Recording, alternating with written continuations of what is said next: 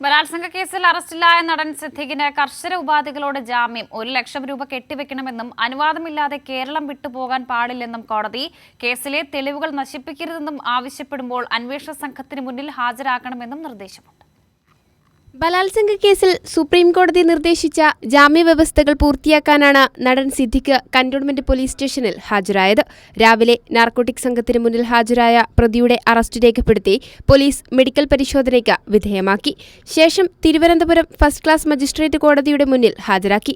തുടർന്നാണ് കർശന ഉപാധികളോടെ സിദ്ദിഖിന് ജാമ്യം അനുവദിച്ചത്. കേസുമായി ബന്ധപ്പെട്ട് പരാതിക്കാരിയെയോ പരാതിക്കാരിയുടെ ബന്ധുക്കളെയോ പ്രതി സമീപിക്കാൻ പാടില്ല. പാസ്പോർട്ട് ഹാജരാക്കണമെന്നും കോടതിയുടെ അനുവാദമില്ലാതെ കേരളം വിട്ട് പോകരുതെന്നും വ്യവസ്ഥയുണ്ട്. 1 ലക്ഷം രൂപ കെട്ടിവെക്കണമെന്നും കോടതി നിർദ്ദേശിച്ചു.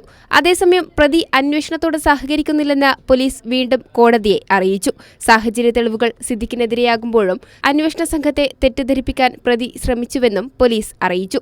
ഈ സാഹചര്യത്തിലാണ് കർശന ഉപാധികളോടെ കോടതി ജാമ്യം അനുവദിച്ചത്. കേസിലെ തെളിവുകൾ നശിപ്പിക്കരുതെന്നും അന്വേഷണ സംഘം ആവശ്യപ്പെടുമ്പോൾ അന്വേഷണ സംഘത്തിന് മുന്നിൽ ഹാജരാകണമെന്നും കോടതി നിർദ്ദേശം നൽകി. കൈരളി ന്യൂസ്, തിരുവനന്തപുരം.